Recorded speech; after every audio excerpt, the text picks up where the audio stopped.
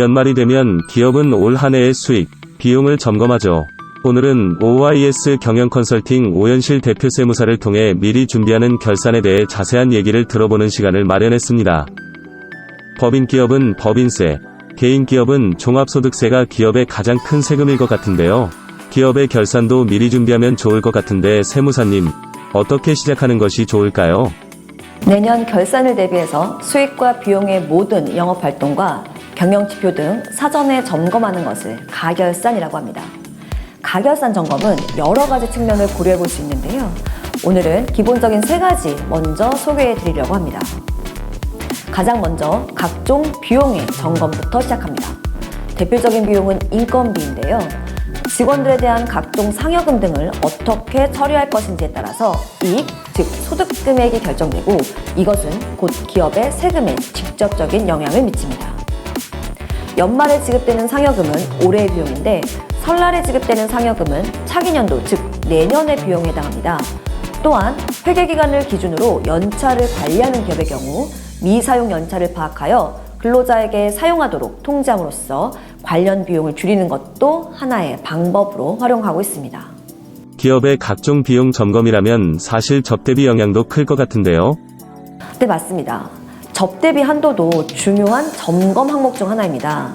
여타의 비용과 달리 접대비는 수익 금액에 따라 송금 인정 한도가 정해져 있는데요. 당해 연도의 접대비 지출이 과다할 경우에는 기업 차원에서 접대비 지출을 억제하고 총 접대비를 송금 한도 내에서 유지하면서 절세가 되도록 관리할 수 있습니다.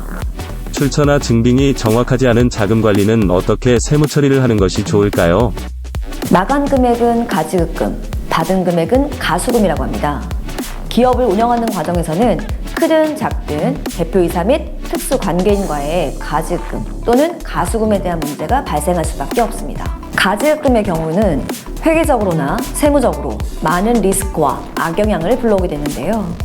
가수금과의 상계 또는 지급할 내역과의 상계를 통해 장부에 기록되지 않도록 관리하는 것이 핵심입니다. 대부분의 기업은 결산을 12월 30일 마감 기준으로 진행되는데요.